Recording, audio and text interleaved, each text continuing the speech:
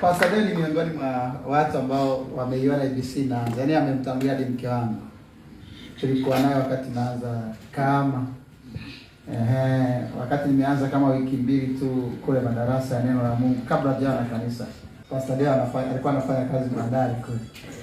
Nikamwambia vipi? Unaweza kaacha kazi ukaja? Kaacha kazi bandari akaja. Kaanza kukaa na Pastor Deo.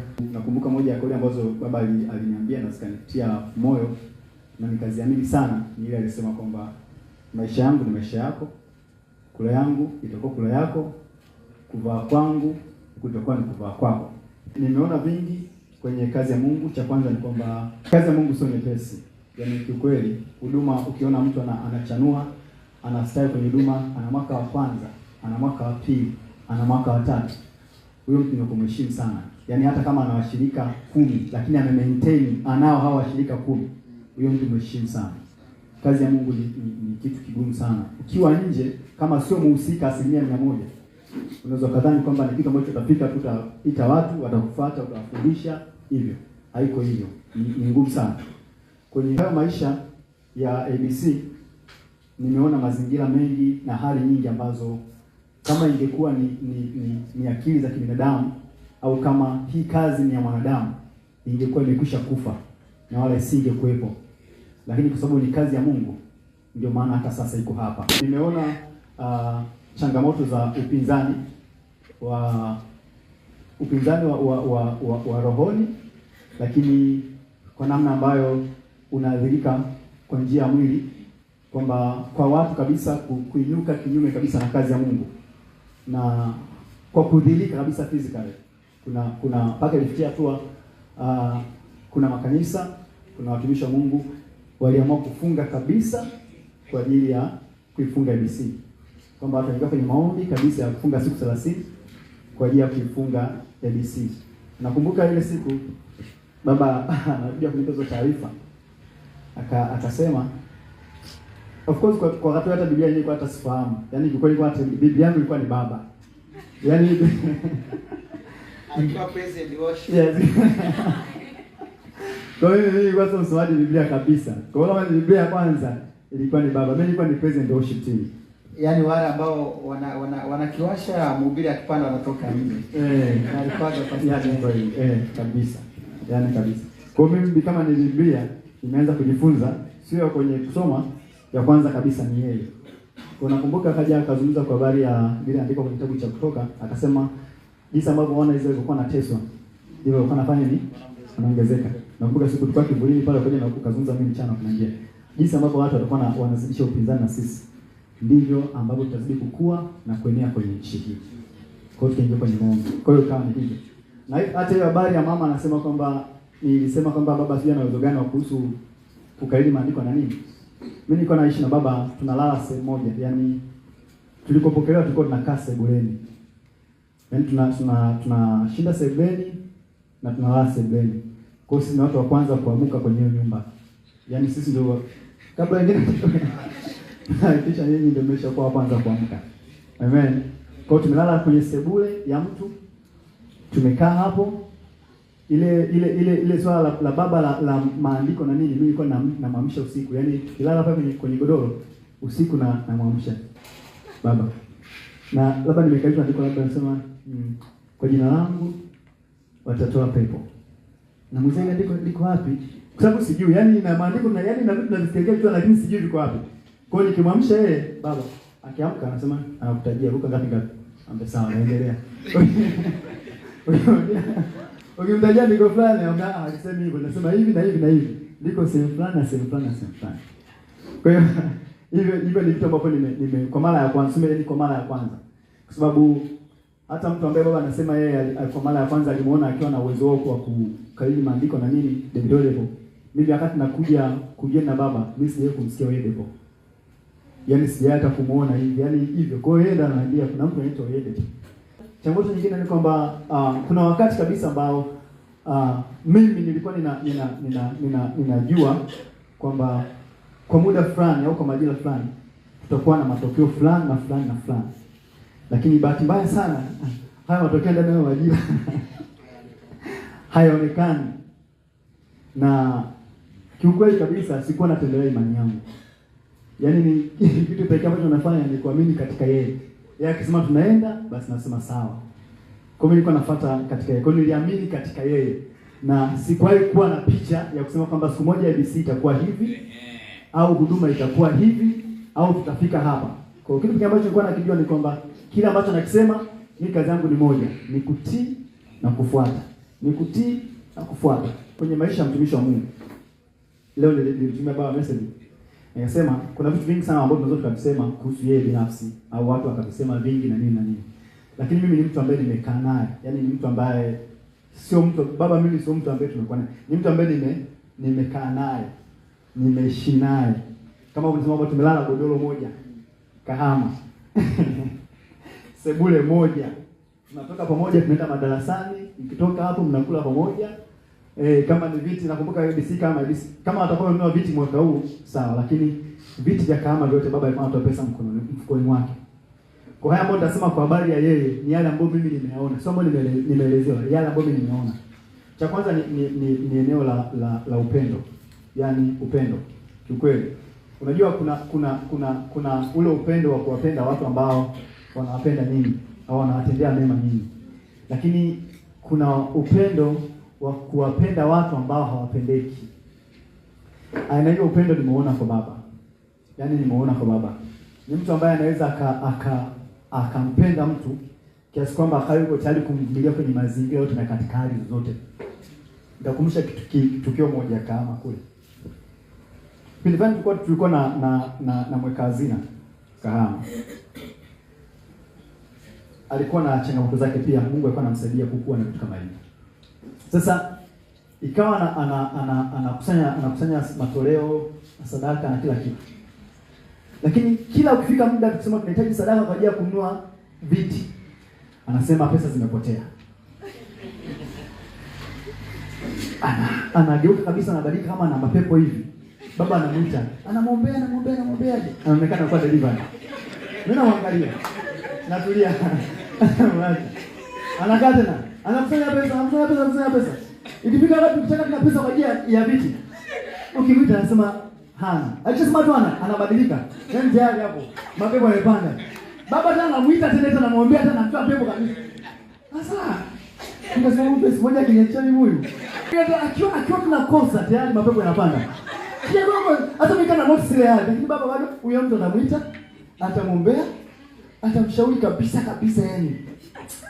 Hapana. Bado anampenda katika namna ile. Atampa nafasi za majukumu vizuri, atamsema vizuri mbele za watu, atamtambulisha vizuri, atamappreciate. Hivi akiharibu tu siku amekaa na pesa zimeibiwa. Hapa ajifanya mapepo. Na kati sio mapepo kabisa, mimi naona vitu hivi sio. Kuna watu ambao kweli kama yani ingekuwa ni sisi, huenda wasingekuwepo leo. Lakini kwa sababu ni baba, wapo leo na wamekuwa watu wazuri na wa baraka sana. Haleluya. Huyo bwana tunamzungumza amekuwa ni mtu mzuri, amekuwa ni mtu wa baraka sana kwenye kanisa na kazi ya Mungu. Amen. Kwa nini muone upendo wa namna hiyo? Nimesha kuona watu ambao wanakuja kanisani wanasaidiwa fedha. Mtu anakuja hana kodi ya nyumba na anakuja kabisa mwenyewe kanisani anaomba msaada. Lakini baada ya mtumishi wa Mungu kumsaidia pesa kadhaa, anaondoka anaenda kutangaza kwamba nimeenda pale kwenye ile kanisa, yule mchungaji anatupa pesa ili tukae hapo. Alafu baada ya muda yule mtu pesa zikimwishia kule, anakuja tena kanisani anaomba asamehewe. Anatoka kanisani na akaenda kanisani, baada ya kuja analalamika sina hela ya kula, sina hela ya mboga, na bado baba anazama mfukoni anatoa kitu ambacho ni nisingefanya. Huo ni ukweli, ninazungumza ukweli. Kwa hivi ni vitu ambavyo kwangu niliona ambao sio vya kawaida. Kwa kwenye eneo la upendo nimeona kuna watu ambao tunasema, kuna watu ambao kiukweli sisi wengine ni Mungu sasa anatusaidia, tunakuwa sasa tunaona at least tunaweza kuvumilia. Lakini katika nyakati zile na majira haya tusingeweza. Vingi ambavyo ninaviishi leo, mtu anasema sasa leo anapenda, anaweza kumfikiria mtu. Isingekuwa kukaa na baba, yasingewezekana. Nikwambie tu ukweli. Yaani isingewezekana. Isingekuwa kuishi naye kwa maisha yao na kuona katika uhalisia yale ambayo anayafanya, nisingeweza kuwa mtu wa namna hiyo. Naona pili, eneo la utoaji. Yaani katika eneo ambalo halina shaka, halina wasiwasi. Nikasema kwa baba muda ambao nimekaa naye, ule wa kumjua face to face, wa kuishi naye. Mpaka sasa ninakiri, nina uhakika na ninakiri kwamba hakuna kiwango cha pesa ambacho mzee hawezi akashindwa kutoa. Hicho kiwango cha pesa akipo. Kutoa kwa ajili ya kazi ya Mungu, kama nilivyosema, viti vya ABC kama ambavyo unaviona pale ABC kama sio michango ya watu kwamba tunakwenda kununua viti. No. Ni baba anafanya huduma, anabarikiwa na utumishi wa Mungu kwa pesa yake mfukoni. Anachukua pesa, tunaenda sokoni pale, tunanunua vitu na bado tunaleta kahama. Mpaka kanisa linajaa, hakujawahi kutokea mchango wa kiti kanisani.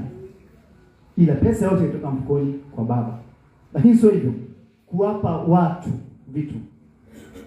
Hajawahi kuja mhitaji ambaye ana uhitaji kabisa akaondoka bila kusaidiwa. Kuna wakati mwingine unamaliza kumpa tu baba zaka hii hapa, kabla hajafungua mtu anakuja analalamika shida. Vile vile jinsi ilivyo, anachukua na anampa. Kwa unampa pesa inatoka hapo hapo. Kwamba ni sadaka umetunza muda mrefu, akishaipokea tu inaweza ikatoka wakati wote, majira yote na kwa mtu yeyote. Physically nimeshuhudia na nimeona. Leo hii ninaweza nikachukua hata shilingi 30,000 au 10,000 nikasema ninampa mtu. Sio kwa sababu ninapenda sana kutoa, ila kwa sababu kwa mtu ambaye ninaishi naye ninahukumika kama mimi sitokuwa aina hiyo ya mtu. Yaani mimi nitahukumiwa. Yaani kama ninaishi na huyu, ninashindwa kumsaidia mtu shilingi 10,000, 30,000, 40,000. Nakumbuka alikujaga mtumishi wa Mungu mmoja Kahama. Baada ya kwa ameshaaga na kila kitu, tukawa tumeenda stendi. Mimi nimeandaa sadaka za pembeni nikampatia. Yule mtumishi wa Mungu akashangaa sana. Inawezekanaje? Baba akasema nimewafundisha nangu kufanya hivi.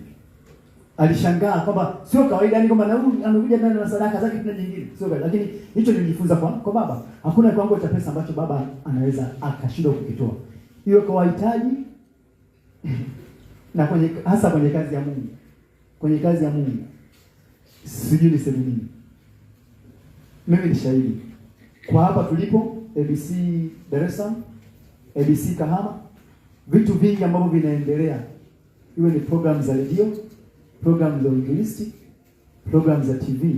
Ninaweza kusema robo 3 ya gharama za hizo huduma zinatoka kwenye mfuko binafsi. Zile pesa ambazo watu wanambariki yeye kwenye maisha yake binafsi, zile pesa ambazo watu wanampa kwa ajili ya kumshukuru kwamba nashukuru kwa kunihudumia, nashukuru Mungu amekutumia kwa ajili ya maisha, ndio hizo pesa ambazo asilimia kubwa zinaenda kwenye hizo gharama. Leo ABC Dar es Salaam unaona kuna habari ya vipeperushi, sijui kuna habari sijui nini, vitabu. Sio pesa ambayo inakusanywa kanisani. Sio pesa ambayo tunasema washirika sasa tunataka tuwe vitabu 5,000, sasa kila mmoja atoe 10,000. Sio. Lakini utakuja kanisani utasikia mtu anasema ameprint vitabu zaidi ya 400, zaidi ya 1,000 ambavyo viko tayari vigawiwe barabarani kwa mtu ambaye hatakumjui na huenda akasoma na asije, lakini ametoa pesa yake ameweka hapo. Kuna stickers ambazo anatoa pesa yake mfukoni bila kumpigia mtu simu. Anazitoa, zinakuwa printed, zinasambazwa kwenye vituo vya daladala, ni gharama yake. Kuna gharama za watu kwenda kuhubiri mitaani. Ni pesa ambayo anatoa mfukoni mwake. Pesa ambayo angesema acha ninunue suti. Pesa ambayo angesema labda acha nikusanye ninunue gari. Pesa ambayo angesema labda acha nikusanye nianze ujenzi wa nyumba yangu binafsi. Au pesa ambayo angesema hii pesa acha niwekeze ili baada ya miaka kadhaa niwe na milioni 80 benki. Ndio hiyo pesa ambayo anaichukua kufanya kwenye kazi ya Mungu. Anaweka yote. Iwe ni kwenye redio, iwe kwenye TV. Kuna wakati hapo kwenye redio tuna mzee anakwambia mpaka saa hizi kuna 500,000. Alafu labda tunapaswa tulipe milioni 2.5. Yaani kiasi kwamba mpaka mimi nakosa nichangie nini sasa? Yaani ni comment nini? Kwa sababu 500,000 kwa milioni 2.5. Unasema nini? Lakini baada ya muda anakwambia nimelipia redio leo, Jumamosi tunaanza vipindi. Pesa ambayo kutoka kwenye mfuko yake binafsi. Kwa habari ya utoaji nimejifunza kwa kuona katika uhalisia. Lakini hizo kuna pesa ambazo mimi mzee amenipa ambazo sijawahi kupewa na mtu. Yaani kiwango cha pesa ambazo sijawahi kupewa na mtu.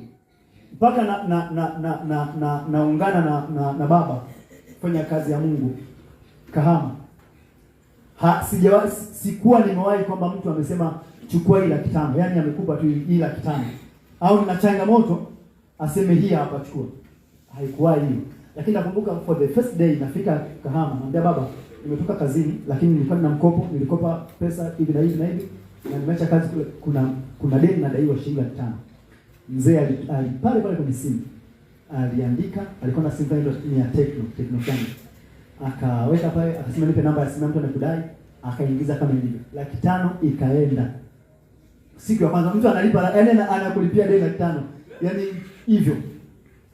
Mtu ambaye sio kwamba nina thamani ya kiasi hicho, kwamba sasa huyu mtu nimepata, ana thamani sana kwamba yaani mimi bado namtegemea yeye kwenye vitu vingi, yaani vyote sio vingi, vyote. Lakini bado naweza kulipa pesa ambayo sijawahi kulipa na mtu yoyote. Hivyo. Nimeona watu wakilipiwa madeni, nimeona watu wakilipiwa nyumba, nimeona watu wakilipiwa biashara kwa pesa ambayo tukampono sio ya kuchangisha. Kama jamani kuna mhitaji amekuja sio ya kuchangisha. Kwa hiyo nimeona hiyo kwa habari ya utoaji, kwa habari ya upendo. Lakini pia kwa habari ya imani. Kwa habari ya imani. Nikasema kuna imani ambayo inakuja ambayo chanzo chake ni nini? Nikusikia. Ndio? Lakini kuna roho ya imani. Yaani mtu ana hiyo roho, yaani awe amesikia hajasikia lakini anaamini. Hiyo nimeona kwa baba. Kwa muda ambao nilikaa naye na muda ambao nimeishi naye. Hapo awali nilikuwa ninaamini kwenye baadhi ya mambo kutokuwezekana. Baadhi ya vitu kutokuwezekana. Baadhi ya maisha kutokuwezekana. Lakini baada ya kukaa na baba kwa miaka hii natoka tukahama, ndani yangu ilijengeka imani ya kwamba hakuna lisilowezekana. Yaani kila kitu kinawezekana. Maadamu Mungu yuko na wewe na yuko upande wako, kila kitu kinawezekana. Iwe ni ugonjwa wa namna gani, unawezekana kupona. Iwe ni shida ya namna gani, inawezekana kuisha. Iwe changamoto ya namna gani, inawezekana kutatulika. Iwe hali ya namna gani, inawezekana ikawa solved. Hiyo imani ya kuamini katika hivyo niliona kwa mzee. Katika maisha yote ambayo tumekaa naye, changamoto za kifedha, changamoto za mazingira tunayo, sikuwahi kusikia kauli ya mzee inayotoka kinywani mwake ambayo labda aiseme mpaka mwenyewe nilisikia nisema kama maisha ndio hivi. Tumekufa sasa. Hakuna. Katika mazingira magumu ambayo mimi ninajua kabisa hapa hatutoki. Mzee anakuambia kesho majira kama haya tumekula na kushiba. Kesho majira kama haya chakula kitakuwa kingi. Yaani katika mazingira kabisa hakuna chochote. Mazingira kama hakuna pesa, labda mnapaswa mlipie kipindi na hakuna pesa. Lakini anakuambia pesa itapatikana. Kuna mazingira ambayo mazingira ni magumu, vitu haviwezekani. Bado ilikuwa inawezekana. Nimeamini kwamba hakuna ugonjwa ambao hauwezi kutibika au hakuna ugonjwa usiweze kupona. Nikisema nimeishi na baba. Na maisha mengi yalikuwa practical. Mimi nimeshawahi kuachoa wagonjwa. Yaani nimeshawahi kuachoa wagonjwa, unaomba na mgonjwa mpaka unatamani ungekuwa mgonjwa na akakuombea. Unamwombea mgonjwa mpaka unatamani mgonjwa akuonee huruma wewe. Aanze kuombea wewe. Alishakuja nakumbuka kuna kesi moja, alikuja mtu ambaye yule mtu alikuwa dakika kadhaa ni mzima. Lakini baada ya dakika kadhaa ni mtu kabisa ambaye anakata roho. Yaani dakika 2 anakuwa mzima, dakika 2 mtu mwingine kabisa. Watu walienda kushuhudia hospitali, wakatangaza tu na mchungaji pale kivulini, anaombea watu wanapona. Wakamchukua mgonjwa watu, wakaleta kumbe baba hayupo.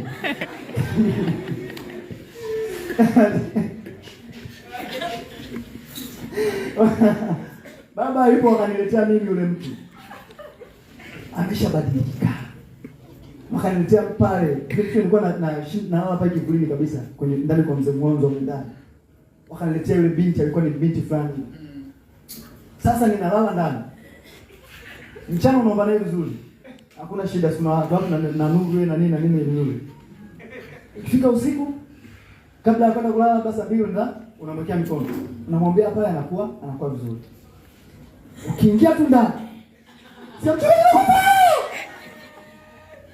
unatoka kwa mara kwanza anapiga kelele mara kwanza mapema saa 4 nakuja bado watu hawajalala. Nakuja na ujasiri nakuja wewe. Cheers! sijui nini. Mapepo yanadhihirisha hapo, baadaye anakaa vizuri kabisa, anakaa vizuri. Saa 4 hiyo unasema ngoja nikae kidogo. Saa 6 unasikia damu inapiga, unaamka unakimbilia. Sasa ifikia hatua ukienda ukimwona ile mtu hali alionayo, yaani jinsi alivyo, yaani kabisa, kageuza macho, kapandisha juu, ulimi ametoa uko nje, alafu kishafika usiku, maana umebaki wewe ndio mchungaji. Huyu dada anayepiga kelele kwamba anakufa na kutegemea mchungaji. Baba hapatikani wala hayuko kama. Alafu kwenye hiyo nyumba tuko watu watatu tu. Oh Jesus. Kwa nilikuwa namwombea yule mtu, ikafikia saa tu. Nilikuwa naona watu wakiombea watu wanapiga vibao.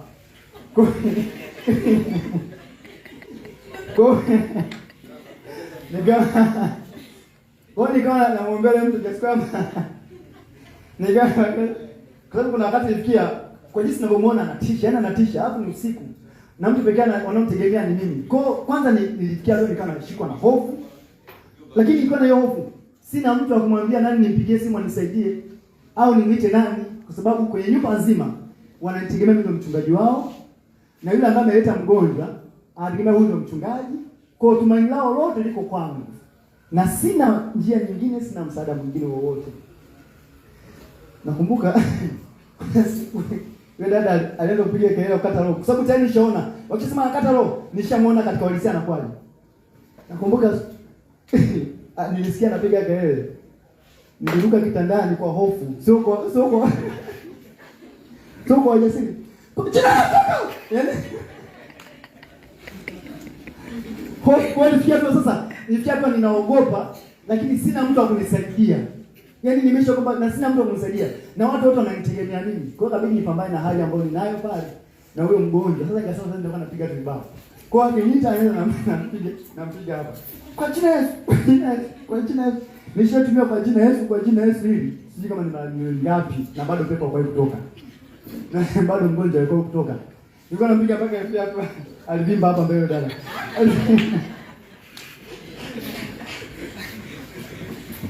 Yaani nilikuwa nampiga mpaka hapa hapa amevimba. Sasa nilikuwa napiga tu makofi hivyo mpaka anasema. Nakumbuka nilifika naye siku ya kwanza, siku ya pili bila atoroke mwenyewe aondoka. Nimejifunza kwa habari ya roho ya imani. Kuamini katika mambo yasiyowezekana. Kuna watu walikuja pale kama wamevunjika miguu. Mtu kavunjika kabisa mguu. Amekaa hospitali. Kapelekwa sijui kwa waganga wa kienyeji. Hajaweza kupona. Na kiuhalisia ule mguu, hata mguu kanyaga hakanyagi chini. Lakini baba anamwambia kanyaga. Sasa na kanyaga hiyo ndio ndio alikuwa anajitemea na wewe kuna nini vizuri. Lakini nikamwambia kanyaga. Kwa kuna kitu kiliingia ndani yangu kwa habari ya roho ya imani. Eneo la 4 na upendo, lakini ni mkali. Sio mkali katika maana ya kusema kwamba anapokea watu, anafanya hapana.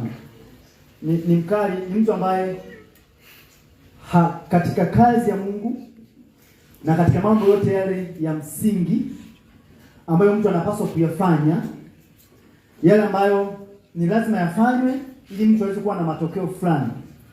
Kwenye hayo mambo baba huwa hana masiara. Jinsi ambavyo sisi tunaishi na nyinyi, mimi ninavyoishi na nyinyi, sivyo ambavyo tunapokuwa private na baba tunavyoishi. Ukweli ni kwamba kuna wakati sisi wachungaji tukiona simu yake, tukiona simu ya baba, unajisemesha sijui niache, niseme nilikuwa naoga.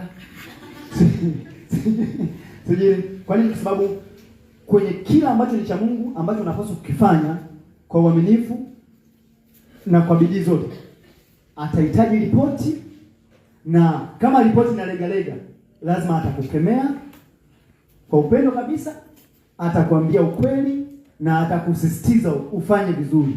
Kwa kwenye hilo hana masiara. Baba yuko very strict. Yuko very serious sana kwenye hayo. Kwa hiyo mambo yote ya msingi baba yuko very serious sana. Na ndio maana leo hii tuko hapa na makanisa mengine yanaweza kuendelea katika nidhamu ile ambayo iko ABC. Maendeleo yale ambayo iko ABC. Heshima ile ya nidhamu ambayo iko ABC. Ni kwa sababu ya huo ukali. Siku moja alikuwa anafundisha hapa akasema mali ya mtu mkali nafanya. Watu wakali umiliki mali. Watu wakali umiliki. Kwa ukiona hapa ni sababu kwenye masuala ya Mungu hana masiala. Yaani iko hivyo. Sisi tunafahamu. Mimi ninafahamu. Asha kunipigia simu. Siku moja amekuja mtu anapaswa ahudumiwe. Na mimi niko na ratiba zangu. Huyu mtu mimi sijamuita aje kanisani. Na hiyo siku sio siku ya kuhudumia wagonjwa, lakini akaja moja kanisani hapa. Alafu akatoa taarifa kwa mchungaji wa vijana, mwenyekiti wa vijana. Julius akanipigia mimi simu akaniambia, mimi Mungu akasema huyu mtu kaja tu mwenyewe, hajaongea na mimi, hajanijulisha chochote, alafu kaja kwenye kuja kuombewa. Nikaweka simu pembeni. Akasema nitaenda kwa muda wangu, yeye anisubiria. Nilipokea hiyo simu mpaka nikasema bwana ningeenda mapema. Kwa hiyo tunamfahamu baba katika masuala ya Mungu hana masiala. Ni pia baba hayuko tayari kuona jina la Mungu linatukana au zinadhauliwa au kudhihakiwa kwa namna nyingine yote ile. Ikiwa yeye yupo kwa gharama yoyote, yuko tayari kumjulisha Yesu na kumtetea Yesu. Hivyo ndio mambo mimi niliona. Kiasi kwamba kuna mambo ambayo baba huwa anayafanya mpaka anasema jana ongea mpaka hapa. Nakumbuka kuna mtu mmoja Kahama alikuaga na zile mambo za kusema sijui Freemason, sijui anaita watu wa Freemason, sijui watu wanaingiza kwenye Freemason na nini. Anawapigia watu simu na vitu kama hivyo, anaunganisha watu kwenye Freemason. Yule mtu bwana, mimi nilipotoka nilikuwa na taarifa hizo kwa habari za Freemason na ninaogopa habari ya Freemason. Nikisikia tu stories zao na nini hivyo. Lakini baba alichukua namba ya simu. Niko naye pale kanisani. Akampigia simu huyo mtu. Akamwambia hapa kuna mtumishi wa Mungu anaitwa Mwalimu Dickson Colin Kabigumila. Na yuko tayari kudhihirisha kwamba Yesu ni zaidi ya miungu unayoabudu, ni zaidi ya Freemason ambao unasema. Na ninakupa siku masaa 24 kuanzia sasa. Kama utotubu, utakufa leo. Hapana. Niko na tumeka. Sababu jamaa pia alikuwa anajibu. Kabla dola. Hivyo. Kwa nimeshaona hivyo vitu ambavyo ni vya uhalisia. Kama muogopi yote kwa swala Mungu. Na wao hajawahi kuruhusu Mungu aziakiwe au kutukana kwa namna yote ile. Ikiwa yeye anajua kweli na yeye yupo. Jingine la 5 kwa habari ya neema ya malezi. Yaani neema ya malezi. Unajua swala la kulea sio kila mmoja nalo. Ndio maana kuna watu huwa wanazaa alafu wanawaacha hapo na maisha yao. Lakini kuna watu huwa wanazaa na wanawalea watoto mpaka inafikia sasa mtoto anaweza kwenda kujitegemea. Bwana Yesu asifiwe sana. Baba ana neema ya kulea. Yaani hiyo hivyo. Mimi nikiwa shahidi wa kwamba anaweza akakutana na mtu yeyote ambaye ni wa kawaida kabisa. Jamii inamuona wa kawaida, asiyeheshimika, asiye na hadhi yote, lakini kama atakubali kukaa chini yake kwa muda fulani kwa uaminifu na akafuata principles, kanuni na taratibu ambazo baba anataka aziishi, huyo mtu hawezi kuwa mtu wa kawaida. Bwana Yesu asifiwe sana. Hichi ni kitu halisi. Nikisema haya naanza kujisemea mimi kwamba hapo kwanza nilikuwa mwana praise wa kawaida, ni mwimbaji wa kawaida. Nilikuwa sihitaji niombe ili niimbe, sihitaji kufunga ili niimbe, sihitaji kusoma Biblia ili niimbe. Yaani sihitaji kujibidiisha au kuishi kama maisha ya nidhamu yoyote yale ili niimbe. Nilikuwa naweza nikaimba muda wote. Ukiniamsha tu, pastor njoo shika mic. Wakati sio pastor, nilikuwa naitwa Deo njoo shika mic, nitashika mic na nitaimba. Na kabisa nimeimba kabisa hivyo. Haleluya. Kwa nini kwa hivyo normal person? Kwa wakati nakutana na baba, yule Deo ambaye unamuona leo sio ambaye alikuwa anafahamika hivyo. Sio Deo huyo. Kwa hiyo nilikuwa mwimbaji mwanapesto wa kawaida. Yaani mtaani kama mshikaji tu fulani, kanisani kama msela fulani tu hivi. Yaani tu hivyo nakuja kanisani kwa kawaida kabisa. Lakini baada ya kuwa nimekutana na baba, maisha yangu yalibadilika. Na yalibadilika kwa sababu nilikubali kufuata yale ambayo alikuwa ananielekeza ninafanya. Nakumbuka katika Sons of Doctors wale ambao niliwakuta wakati ule, wote walikuwa ni wa kawaida, lakini kwa muda ambao walikuwepo pale, walikuwa ni watu bora sana.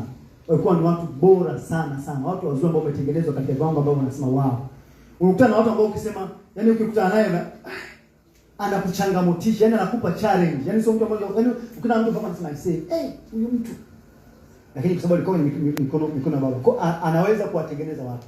Kwa nitengeneza, mimi nakumbuka nilifikia hatua nikawa naitwa Petro Badikson. Yaani nilifikia hatua lakini I was a normal man. Mpaka nafikia hatua ya kuja kupewa hiyo nafasi ya kwamba tuungane pamoja uje kuwa mchungaji au kufanya kazi moja na mimi. Naweza kusema pia sio kwa sababu baba alitaka anichukue kwamba au chukue yote kwamba haya njoo tukae na mimi, sina mtu kukaa naye au sina mtu kufanya naye kazi.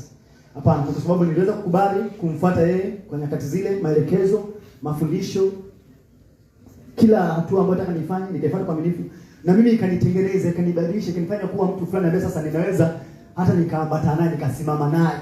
Hata yako namba huyu ndio nikaambatana naye. Kwa hiyo nitengeneze. Sio huyo, sio mimi tu. Wako wengi, kina Pastor Ibrahim Hamasi. Pastor Ibrahim Hamasi.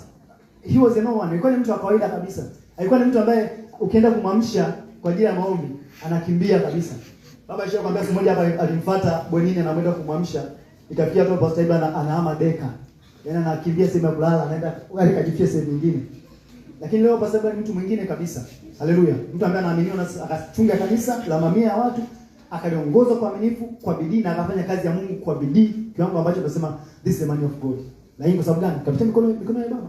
Pastor Lilian ndiye kabisa. Pastor Lilian, oh my God. Pastor Lilian. Sijui niwezaje. Kama kuna mtu alikuwa anajua kulia, ni Pastor Lilian. Kama mtu alikuwa ukimgusa kidogo tu hivi, analia na kulalamika, ni Pastor Lilian. Alikuwa mtu namna hiyo. Mtu wa kulia, mtu wa kulalamika, mtu wa kusikitika. Yeye mtu ambaye kama mtu kama yule fulani hivi. Lakini baada ya kusema this is my dad, this is my father. So kaka. Huyu ni baba yangu. Kama ni baba yake nitamtii kama baba, nitamheshimu kama baba, nitafanya yote ambayo anataka baba ayafanye kwa mtoto. Aliposubmit katika namna hiyo, leo Pastor Lilian ni mtu mwingine kabisa. Anayesaidia maelfu na maelfu ya mabinti. Lakini kwa mtu wa kawaida, kabisa. Kawaida kabisa. Pastor Lilian yaani ndio mimi ananipigia simu mimi analia hivi. Yaani anaweza akalia kwa kitu kadogo sana. Yaani kitu kadogo sana, kitu kadogo mno. Ndio maana wakati tukipoga tukikaa, wao tunacheka sana. Pastor, kaka. Lakini hivyo yaani hao ni baadhi ya watu tunasema hawa ni watu ambao wamepita mikononi mwa baba, wametengenezwa na wakawa watu bora. Lakini pia wewe ni shahidi wa maisha yako kwamba kabla ya kumfahamu Mwalimu Dickson ulikuwa ni mtu wa aina gani? Leo ni mtu wa aina gani?